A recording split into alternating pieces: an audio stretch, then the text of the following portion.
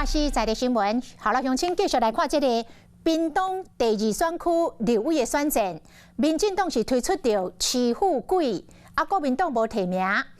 民进党的前立委苏振清，伊的后生苏明纯是以无党籍的身份来参选。讲无党籍的苏明纯成立着万丹的后援会，国民党的前立委苏清泉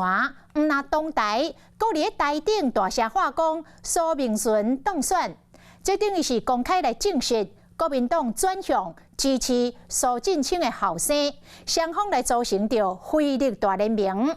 安尼一来，是毋是会冲击到民进党市富贵的选情呢？市富贵讲伊有信心，伊嘛来批评苏家背骨，互民进党的支持者失望。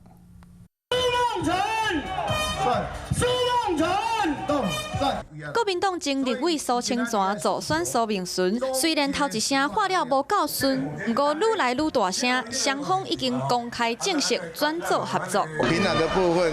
我们也会来帮忙我们无党籍的苏梦纯，大家一起来，阮着小挺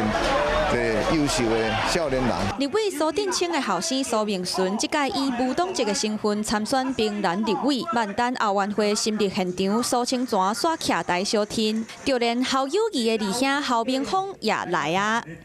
我需要任何各党各派、无党甚至蓝绿白任何的支持者都需要他们来支持年轻人。国民党转向支持苏明纯，港选区的民进党立委参选人市富贵有党内大咖，包括萧美琴轮流助选，表现团结的力量，对选情伊有信心。苏清泉委员嘛公开要求苏家伫屏北支持咱的黄敏贤委员，我想这是咱所有民进党袂当支持的一个论调，因为苏家是咱长期民进党栽培的一个家族，我相信因这样做只是反馈咱所有支持者的一个心愿。